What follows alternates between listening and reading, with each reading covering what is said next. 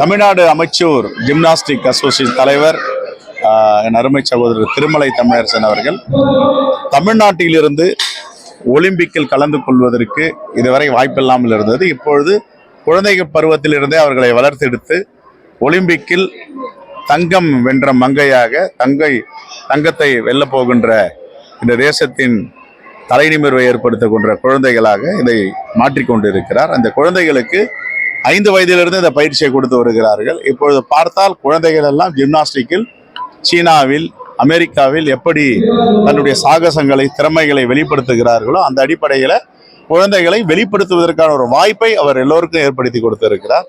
ஏற்கனவே தமிழ் வழி பள்ளியில வெற்றி கண்டவர்.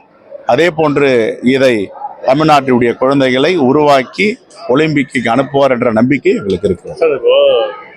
சமூக நீதி பேசக்கூடிய கூட்டணிக்குள்ளேயே சமூக நீதி இல்லை, அப்புறம் எப்படி தமிழகத்தில் சமூக நீதி இருக்குன்னு சொல்லிட்டு நம்ம நயனார் சொல்லியிருக்காரு. இல்லைங்க, அது அதிகாரிகளுக்கும் மக்கள் பிரதிநிதிக்கும் உள்ள பிரச்சனை. ஆட்சிக்கும் இதுக்கும் சம்பந்தமே கிடையாது. ஆட்சி என்பது இன்று மாண்பு முதலமைச்சர் ஒரு பொற்கால ஆட்சியை நடத்தி கொண்டிருக்கிறார். அவருக்கு நிகரான ஆட்சி என்பது ஒரு மிகப்பெரிய மகிழ்ச்சி என்னவென்றால், வெயிலாக இருந்தாலும் மழையாக இருந்தாலும் பிரச்சனைகள் இருந்தாலும் அதை எதிர்கொண்டு தமிழ்நாட்டு மக்களுக்காக நிற்கக்கூடிய மாண்பு முதலமைச்சருக்கோ எங்களுக்கோ ஆட்சிக்கோ எங்களுக்கோ அமைச்சர்களுக்கு எங்களுக்கோ பிரச்சனை இல்லை. பிரச்சனை சில அதிகாரிகள் செய்கிறாங்க. அதிகாரிகள் செய்கின்ற தவறால் ஆட்சிக்கு குந்தகம் வரக்கூடாது என்பதை தான் நாங்கள் அதை தடுத்து நிறுத்த முயற்சி செய்கிறோம். ஆட்சியை எந்த விதத்திலும் நாங்கள் குறை சொல்றதுக்கு தயாராக இல்லை, குறையும் சொல்றதுக்கு வாய்ப்பு இல்லை. மாண்பு முதலமைச்சருடைய பணி இந்த காலத்திற்கு கிடைத்திருக்கின்ற கொடையாக பார்க்கிறோம். அது மட்டும் கிடையாது. இன்னைக்கு பார்த்தீங்கன்னா, இன்னைக்கு ஒரு சோசியல் மீடியாவில் எனக்கு அனுப்பிச்சிருக்காங்க. வரும்போது இப்போ இங்கே உட்காந்துருக்கும் போது படிச்சுட்டு இருந்தேன். அவங்க என்ன சொல்றாங்க சோசியல் மீடியாவில், இங்க பாருங்க, காலங்காலமா பிரிட்டிஷ் பீரியட்ல இருந்து, இப்ப கிடையாது, இந்த காலம் இல்லை, நான் பிரிட்டிஷ் காலத்துல இருந்து சொல்றேன். அவங்க செய்வதெல்லாம் பிரிட்டிஷ் காலத்துல இருந்து இந்த நீர் மேலாண்மையை எப்படி பிரிட்டிஷ்காரர்கள் பார்த்தார்கள், நீர் மேலாண்மையை தமிழ்நாடு அரசு எப்படி பார்த்தது. பெருந்தலைவர் காமராஜர் ஆட்சி காலத்திலிருந்து 2023 வரை 2 வருடங்களாக ஒரு தடுமாற்றம் இருக்கு. அது யாரால்? ஆட்சியாளர்களானா இல்லை, அதிகாரிகளால் இருக்கு. இந்த அதிகாரிகளை பத்தி பேசினா ஏன் கோபம் வருது? அதுதான் எனக்கு புரியல. நான் இல்லாததை ஒன்றையும் பேசலையே. மக்களுக்கும் அதிகாரிகளுக்கும் பாலமா இருக்கிறது தான் மக்கள் பிரதிநிதி. மக்கள் பிரதிநிதியை ஏன் கொடுக்கல, ஏன் கூப்பிடல அப்படின்னா, எங்களை ஏன்பா கூப்பிடலன்னு கேட்கிறோமே தவிர, ஏன் தகவல் சொல்லலன்னு கேட்கிறோமே தவிர, எங்க அனுமதி வாங்கன்னு எங்கேயுமே சொல்லல. அதை திருச்சி சொல்றாங்க. நாங்க எங்க கேட்டோம், ஏப்பா என்கிட்ட ஒரு வார்த்தை சொல்லலாம் இல்லையா? மக்களுக்கு இப்ப நீ திறந்து விட்டுட்ட, நேரம் வைத்தியம்பேட்டில் திரும்பி அதுல போய் அடிக்குது. யார் போய் அந்த மக்களுக்கு நிக்க போறாங்க? அங்க திறந்து ஒரு இன்ஜினியரிங் பாரு. நாங்க மக்கள் பிரதிநிதிகளோடு சேர்ந்து செய்யுங்கள் தான் சொல்றோம். ஒரு கை தட்டினா ஓசை வராது, எல்லா கையும் தட்டினா. இது எனக்கு இது கூட கவலை கிடையாது. அவங்க திறந்து விட்டோம், எதுவும் செய்யட்டும், எங்க ஆதங்கத்தை போய் சொல்லிட்டு வந்தோம். ஆட்சியாளர்கள் மேல ஒரு குறையும் சொல்ல, அதிகாரிகள் இப்படி தவறு செய்யக்கூடாது சொன்ன. ஆனா அதை சொன்னாங்க பாருங்க. அடுத்தது என்னுடைய வேதனை பர்சனலா, மேண்டேட்டரி இல்லை, சொல்ல வேண்டிய அவசியம் இல்லை. இதுக்கு பேர் என்ன?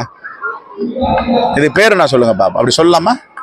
எங்க உனக்கு வணக்கம் வைக்கிறது கூட எனக்கு மேண்டேட்டரி இல்லையே. நான் உனக்கு வணக்கம் வைக்கிறேனே, ஏன் வணக்கம் வைக்கிறேன்? நல்லா இருக்கீங்களா கேட்குறேன்னே, மேண்டேட்டரி கிடையாது. ஏன் கேட்குறேன்? இது தமிழ்நாட்டுடைய பண்பு. கீழடியை பற்றி பேசுகிறோம், அகழ்வாராய்ச்சியை பற்றி பேசுகிறோம். கீழடியிலேயே நீர் மேலாண்மை இருந்திருக்கு. அப்போ நீர் மேலாண்மை அதிகாரிகளால் ஏற்படுத்தப்பட்டதா? Only officers. பிரிட்டிஷ் காலத்திலேருந்து இன்று வரையும் மக்கள் பிரதிநிதி அழைச்சி தான் எல்லாமே செய்கிறாங்க, தகவல் கொடுக்குறாங்க. தகவல் ஏன் கொடுக்கல அப்படின்னு கேட்டா, இதுக்கு வேக்கானம் பேசிட்டு இருந்தாங்கலாம். நாங்கள் பேச தயாரா இருக்கோம். அங்க இருக்கிறவர் யாரு? ஊராட்சி மன்ற தலைவர். அங்க இருக்கிற நகராட்சி தலைவர் யாரு? அங்க இருக்கிற திமுக ஒன்றிய செயலாளர் யாரு? தகவல் கொடுங்க பான்றோம். ஏன் தகவல் கொடுக்குறோன்றோம்? எங்களை என்ன வாழை இலை போட்டு சாப்பாடு போடுங்க நான் சொல்றோம். தகவல் எதுக்காக கொடுக்குறான்னா, நீர் திறந்து விட்டா அது எங்க போகும் அந்த கிராம மக்களுக்கு சொல்லணும். ஒரு காலத்துல டாம் போட்டு சொல்லுவாங்க, இன்னும் ஏரி திறக்க போறாங்க, எல்லோரும் வந்துருங்க, கவனமா இருங்க அப்படின்வாங்க. எதுக்கு சொன்னாங்க? முட்டாள்களா நம்ம மூதாதையர்கள் சொன்னது. இப்ப விவேகானந்தம் பேசுறாங்க, மேண்டேட்ரி இல்ல, சொல்ல வேண்டிய அவசியம் இல்லை, நீங்களும் நடத்துங்க. இப்ப அரசு அதிகாரிகள் சொல்றீங்க, அப்ப அரசு மீறி அரசு அதிகாரிகள் வந்து செயல்படுறாங்க. 1-2 பேர் நடவடிக்கை எடுங்கன்னு சொல்றோம் நாங்க. அந்த அதிகாரி மேல நடவடிக்கை எடுங்க. அந்த அதிகாரி ஏன் விட்டு கொடுக்காம பேசுறீங்க? அதிகாரியை வந்து தப்பு பண்றோம், தப்புன்னு சொல்லுங்க. மக்களுக்கும் அதிகாரிகளுக்கும் மக்களுக்கும் ஆட்சிக்கும் பாலமா இருக்கிறது யார்? மக்கள் பிரதிநிதி தானே. அப்ப அது இல்லைன்னு சொல்றீங்களா? எதனா சொல்லுங்க நீங்க. எனக்கு என்ன வருதானா, ஒரு மூத்த அமைச்சர், நான் ரொம்ப மதிக்கக்கூடியவர், ஒரு மிகப்பெரிய மாபெரும் இயக்கத்தின் பொதுச் செயலாளராக இருக்கிறவர், அவரு போய் இப்படி எல்லாம் மேண்டேட்டரி இல்ல, சொல்ல வேண்டிய அவசியம் இல்லைன்னு சொல்றாரு தான் வருத்தமா இருக்கு. அதே போல இந்த சிபிஐ இந்த தலைமையக கரூர் சம்பவம் வந்து சிபிஐக்கு உச்சநீதிமன்றம் மாற்றுவது. இப்போது தற்போது 3 பேர் மேல அவங்க வழக்கு பதிவு பண்ணியிருக்காங்க. புஷியானது, நிர்மல்குமார், அப்புறம் அந்த இதை எப்படி பாக்குறீங்க? அதே போல இவ்வளவு நாள் கடந்தும் விஜய் அவர்கள் வந்து கரூர்ல மேல பாதிக்கப்பட்ட மக்களை நேரா பார்க்காம திரும்பி அவர் பனையுடனே அவர்களை வர சொல்லி பார்க்கணும்னு நினைக்கிறது என்ன மாதிரியா நீங்க பாக்குறீங்க? இல்ல, என்னை பொறுத்த வரைக்கும் அவர் நேரா மக்களை போய் அன்னைக்கே சந்திச்சிருக்கணும். ஆனா அதுக்குள்ள போக விரும்பல. ஏன்னா துயர சம்பவம், பிணத்தின் மீதோ துயரத்தின் மீதோ அரசியல் செய்யறவங்க காங்கிரஸ்காரங்க கிடையாது. காங்கிரஸ் என்பது ஒரு தேசிய இனம். அதுக்கு சாதி இல்ல, மதம் இல்ல. யார் யாரெல்லாம் இந்த தேசத்துல பிறகுறாங்களோ எல்லாரையும் வச்சுதான் நாங்க அரசியல் வகைப்படுத்துறோம். அவங்களுக்காக நிக்கிற பேர் இயக்கம். ஆனா இது நீதிமன்றத்துல இருக்கு, விசாரணையில இருக்கு. இதை பத்தி முடிவு வந்த பேர் பேச. கடைசி கேள்வி சார். இப்போது அந்த விஜய் அவர்கள் வந்து 20 லட்சம் ரூபாய் அந்த பாதிக்கப்பட்ட குடும்பங்களுக்கு வந்து பணி கொடுத்துட்டாரு. ஆனா தற்போது அந்த பணத்தை வாங்கினவர்கள் வந்து சமூக வலைதளங்கள் வந்து அவங்க குற்றச்சாட்டு வச்சு ட்ரோல் பண்றாங்க. இதை நீங்க எப்படி பாக்குறீங்க? ஏன்னா ஒரு அம்மா வந்து குழந்தை இறந்திருக்கு, அவர் 20 லட்சம் வாங்கியிருக்காரு. ஆனா இந்த அம்மா வந்து அந்த பணம் வந்தவுடனே மேலே மீண்டும் ஒரு அவதூறு பரப்புற மாதிரி இருக்கிற செய்தி நீங்க எப்படி பாக்குறீங்க? ஏன்னா இப்ப சமூக வலைதளங்கள்ல அது ஓவரா பரவிட்டு இருக்கு. அவதூறு பரப்பாமல் பார்த்து கொள்ள வேண்டும், அதுதான்.